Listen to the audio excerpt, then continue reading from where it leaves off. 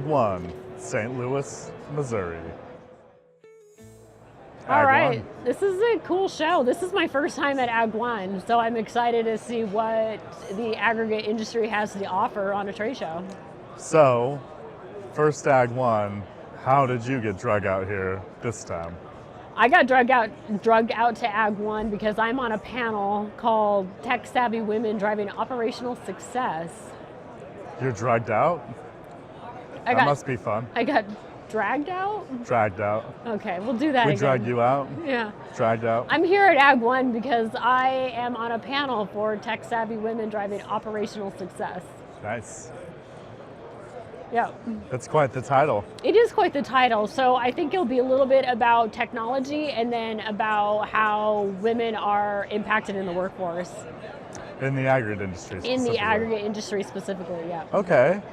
Cool. And then, so you're going to be on a panel. Your first time on a panel? First time on a panel, first time at AGG1, and first time in St. Louis. Wow. Yeah, all the firsts. Well, you're going to have to go see the arch. Definitely. Yeah, I saw it from the airplane, and that was really cool. Very cool, yeah. And the Mississippi, have you seen the Mississippi before? Not up close and personal, It's a big river, and it's a river that moves a lot of aggregates. You know, when I was in PDAC in Toronto, one of the natives came to our booth and he told me that Mississippi is pronounced Mazeppi in their language, and it means big river. Big river. Big river. He's not wrong. That makes sense, yeah. Well, I'm mostly excited about the shows because we have a couple of interviews lined up. So I'm talking to Josie from Rock Products Magazine, and she is leading the new group Women in Aggregates. So I want to get her take on what that means for women in the aggregate industry and how she envisions that group to flourish in the future. So Josie is also hosting the panel. And she's also hosting the panel for Tech Savvy Women. Which is about Tech Savvy Women, so it makes sense, yeah. Yeah. Very exciting. Yeah, I mean, at Burgess, we have a fairly high concentration of women in the company for a company in mining. I mean, for a company of our size, we are 30% women workforce. Wow, and 50% women owned. That's right. Yeah. That is right, yeah. And then our second interview we have lined up is Michelle from Westward, and she is also has another project that she's working on called No Mining, KNOW mining, and her job or her vision with that is to educate the public on how mining is used and why it's important.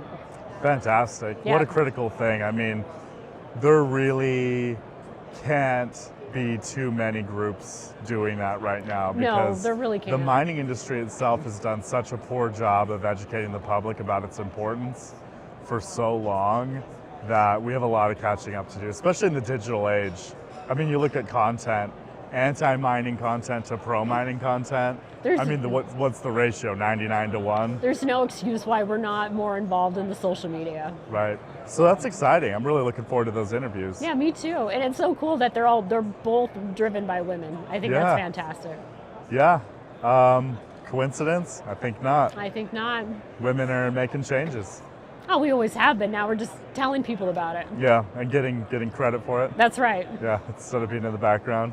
No, that's great. I'm happy to see it, and I think there's a lot of new things coming. So, what do you think is the kind of the general pulse in the industry right now? Overall, the general pulse in the industry? Specifically the aggregates industry, not just mining.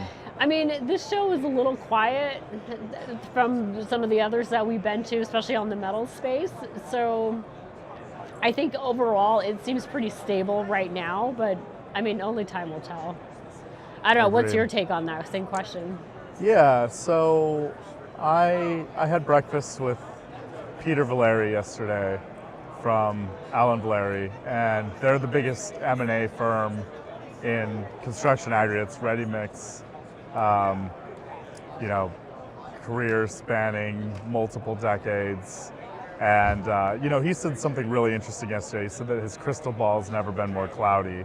Yeah. And I think that's pretty telling, from somebody who's really got their pulse on the industry. In fact, he writes a column in Rock Products Magazine called The Pulse. Yeah, right. That's about what's going on. So he's really well known for that, and has a great track record. So, I tend to agree with that sentiment. I think it's cloudy. I think just there's so much uncertainty in the economy in general, and where aggregates are the flour in our economic cake. If there's not as much cake being baked, there's not as much aggregates. Right. So volumes have been declining for the last couple of years of aggregates. Prices have been increasing, volumes have been declining. Inflation, input costs, everything else is going up, so that makes sense. But things are kind of iffy already, and so that uncertainty is definitely not helping it. We could see continuing declines in the industry. It's a lot of uncertainty, but on the backside of that, where you have uncertainty, there's potential for things to really pick up as well. And we talked about it in our last episode about the tariffs. Choppy seas are better than the doldrums sometimes. Right, so, right. But we're also seeing there. gold's at an all-time high right now too. Right, so I'm talking specifically aggregates. Right. I think the broader mining industry in the United States is going to see some really great tailwinds on the back of the executive orders, shifting sentiment, but I'm talking primarily copper, gold, silver, right. Some industrials, some specific critical minerals here and there, but ultimately, unless we reshore a lot of the refining and smelting capacity, that's largely just hot air. Yeah. But in the aggregate industry, where it's used everywhere and it's so tied to the economy, it could be interesting to see how things go. But this is a new location, a new city, and people are kind of getting used to it. This show's traditionally been in Nashville, and people know what to expect. They know how to go there. So some of the uncertainty in the industry could be tied just to just a new location newness. of where the trade show's at. Yeah. So it's very much like an acute uncertainty instead of like an overall. Well, and there's definitely a broad uncertainty in Right. every industry in the United States right now. Yeah. And really globally, I think there's uncertainty globally. Well, I just feel like for the last 4 years, we've had an administration that has been talking a lot, but not really doing anything. And then all of a sudden we have the Trump administration where there's like an executive order seems like every day that's going out. So it's like, well, what's going on? Like we felt like we've been dormant for the last 4 years, and now we're actually doing stuff. So Right. I think a lot of that, we're just like surprised There's that a the lot. federal government's like working again. A lot going on and a lot of chaos too. A lot of A lot of chaos. chaos. So, Yeah. and that's good and bad. Right. Cool. Well, let's move on with our day, see what we can see, do some interviews, and I'm looking forward to seeing your panel this afternoon. Cool. Thank you. Alrighty. And we'll see you as we go on.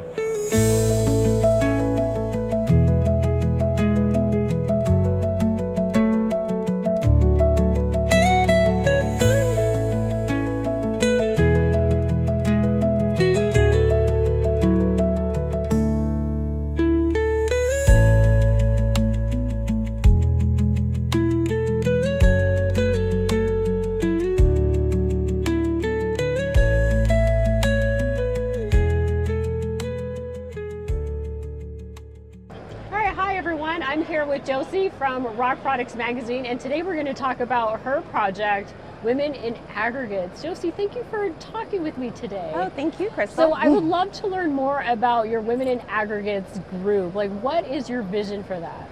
Yes, so right now, it's just it's a small concept, but we're hoping eventually it will be a supportive space for women that fosters leadership growth, networking opportunities, and advocacy for the aggregates industry. Beautiful. Thank you. Yeah, okay. So are you trying to make that very comparable? Because we have groups like Women in Mining, so you're trying to do that for the women in the aggregate space? Yes. Very good. It would be the ultimate goal to be like Women in Mining, but for those in the aggregates industry. Do you know how many women are in aggregates right now? No, actually I don't know that. Okay. That's a good question. Yeah, because I've seen over the years, it seems like there's been a lot more women joining the aggregate workforce, which I think is fantastic. Yes, and it's we want to continue that growth and we want to retain the women in the industry. Because I feel like sometimes women do fall into the industry and they get here, but maybe there's no, not a support system. Maybe they can't find other women. And this way, you'll find them. We're here. Yes. There are women and they're operating machinery. They're working in, the office as well. They're doing technology. I mean, we're everywhere. Marketing, sales, which have it. Yeah, it seems like they're filling all the roles just in different, And it's like, but yeah, we really want to showcase that this is an industry that is welcoming to women. It is a great place for us. And we just want to create a support system for them.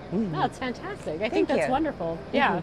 Yeah, I mean, I've been involved in the Women in Mining on the, metal side, and I think that's a great opportunity. I mean, that group has like exploded over the years. I know. It's impressive. It's just very cool to, when you go to those events, as you see, like, wow, there are really women who are covering all aspects of mining. Like some of the drill teams are all women right now, which is amazing. And I've seen rescue teams that are all women. Yeah. And it's impressive. It is impressive. Yes. So I love the idea of getting women involved together, like as a community on the aggregate side. Yes, too. exactly. And, always looking for women to join and help shape this and get this off the ground. Yes. So if any women are out there and would like to help me, this is my plug. Please email me, find me on LinkedIn, Josephine Patterson. Okay. My email is jpatterson@semcopublishing.com, which is SEMCO Publishing. So is there a LinkedIn page right now for women in mining, for women in aggregates? Yes, there is a group. Okay. It's a private group. But yes, we have like 200 members in there. Oh, fantastic. Okay, great. We'll be sure to put all of that information in the link below, so check that out. But anything else you'd like to add? I thank you for having me. I'm really excited. I love that it's AGG1. I hope I will see a bunch of people at Con Expo next year. Yes, Con Expo. Yes, I know, I can't believe it. But Yeah. thank you again. Awesome. Thank you, Josie. Thank you. Awesome.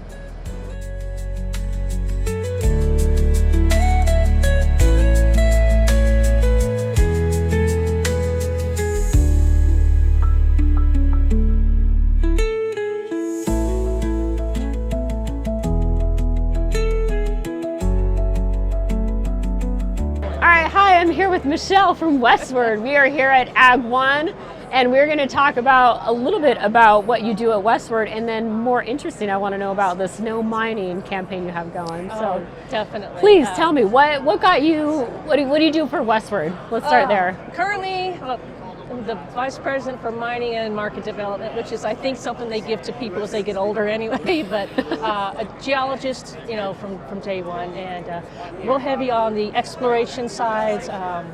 We do a lot of geophysics, things like that, and of course mine planning and so forth.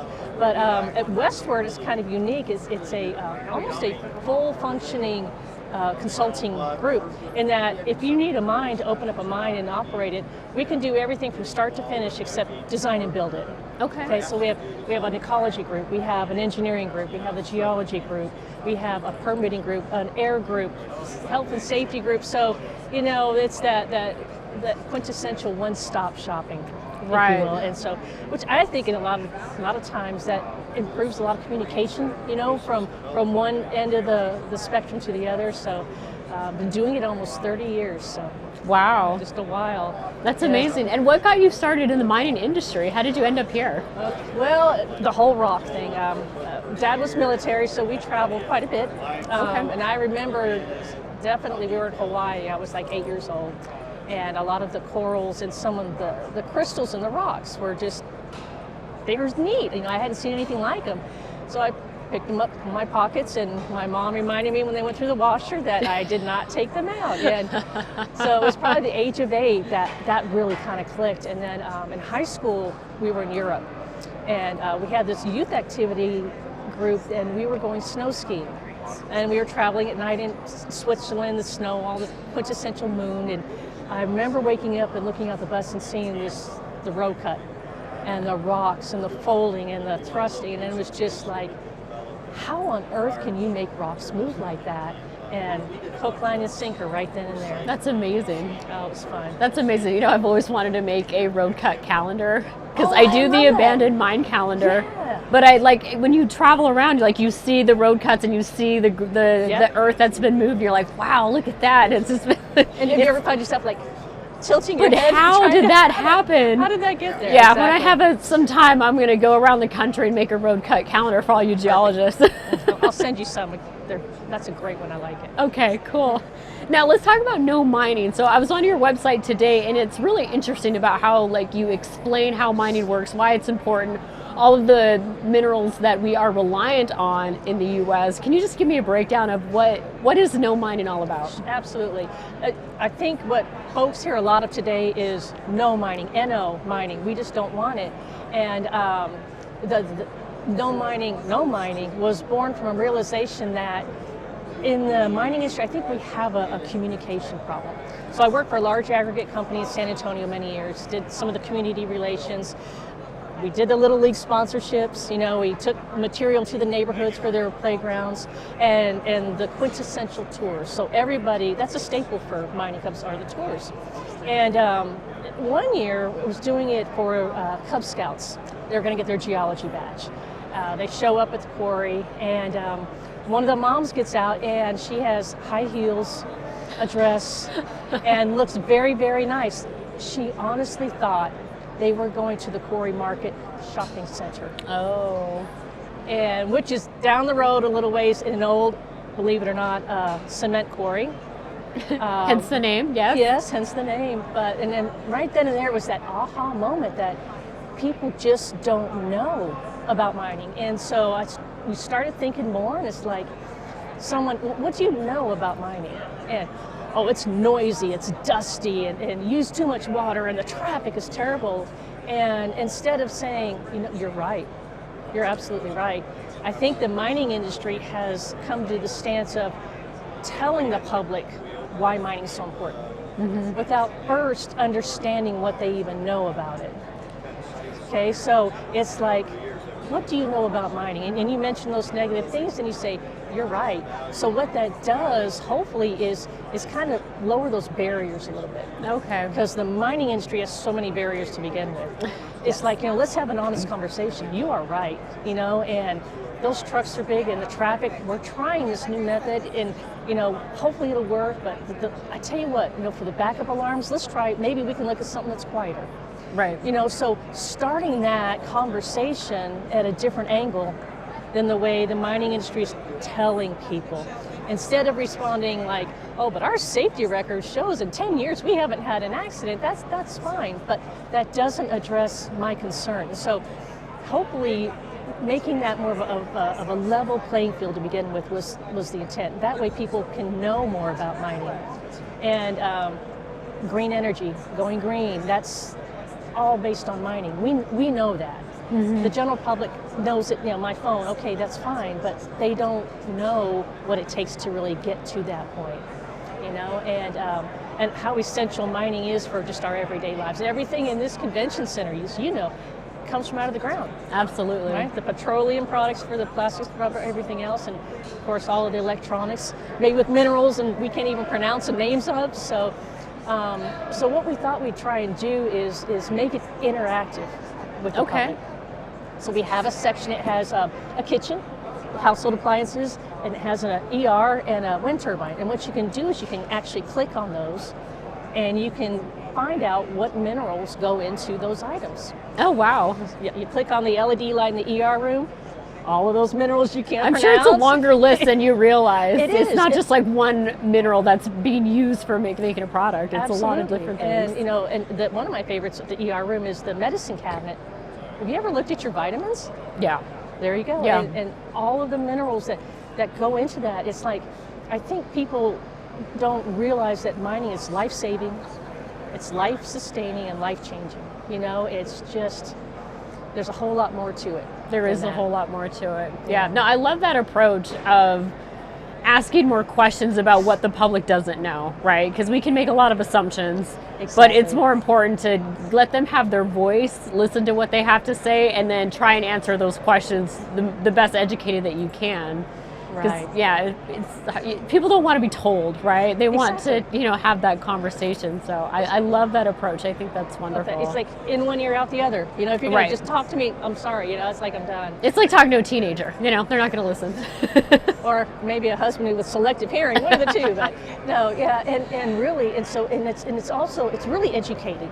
That's our main intent at multiple audience levels, but for education and really going to the fact of how essential minerals are, and then where are we getting all those minerals from? Our reliance on China Right. and other countries. The U.S. does have some of those minerals. In fact, I can't remember the publication, but the U.S. has 24% of the world's lithium reserves. Wow. There is one active lithium mine in the U.S. Yeah, it's in Tonopah. And so, there are others in the pipeline, right? But when you take 10 to 18 years to permit a mine, permits they're absolutely necessary, right? You've got a balance between your communities, the environment, and a mine. Right, and you being on the environmental side, you understand that very well. Absolutely. But what is your biggest frustration with the permitting process, just in general? I think politics is a big part of it, and personal agendas within the political arena. Okay. And then you've got that little pot boiling, and then you've got media, and sometimes that can just relay things that aren't quite accurate, to be nice. So I think that's probably a big one. Okay. Yeah. But either way, and I think all the chatter coming out of Washington that's been recognized, and hopefully they'll address that a little bit more, especially on the federal land side. But still, mining has just got the worst history. The reputation for mining it's really sad in a lot of places. And so I think it was about 2004, 2005, there was a realization from somebody of all places, Tiffany Jewelers. The head gentleman for purchasing the gemstones was, are we getting these gemstones from places that are responsible in their mining efforts? Right. Are they ethically sourced? Ethically sourced. Yes. The blood diamond, all that is unfortunately has happened in the past and still happens. Right. But now there are initiatives on board to help address that. I don't know if you're familiar with IRMA. It's the Initiative for Responsible Mining Assurance. Oh. And it was a group that came together from the suggestion of Tiffany's and environmentalists. And what they do is they will go through a mine and they will give you an audit and all kinds of things. And, hey, this is great, but you know what, your stormwater, you could probably do something there.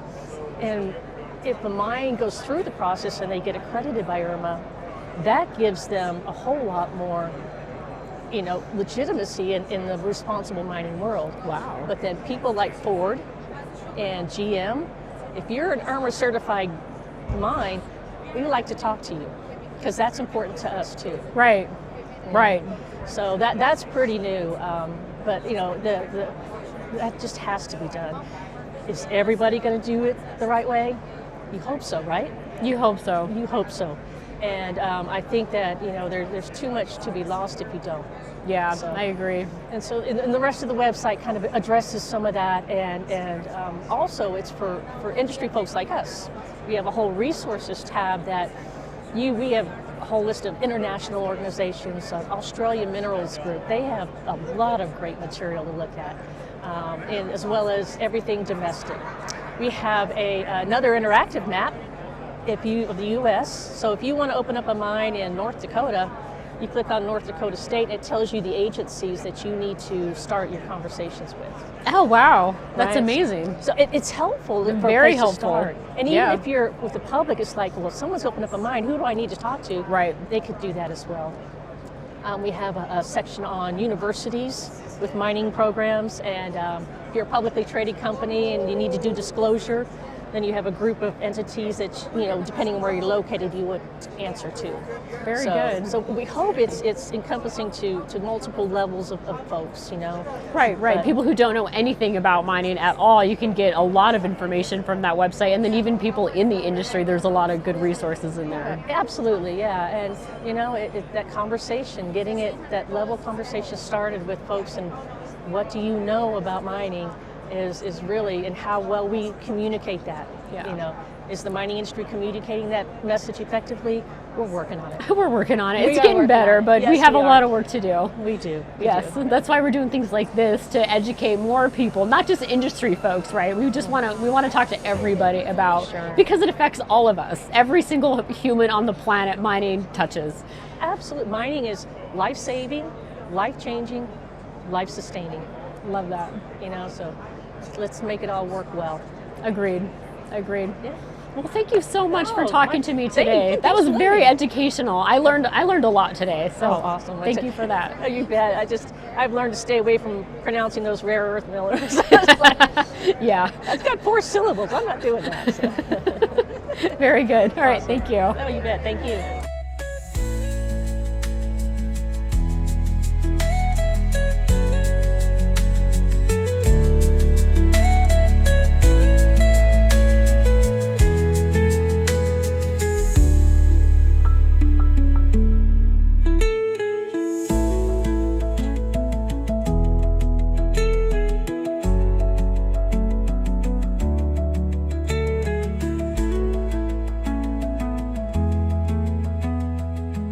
Thanks for joining us at AGG1 in St. Louis, here at America's Convention Center. We had a great time, and we'll see you next year.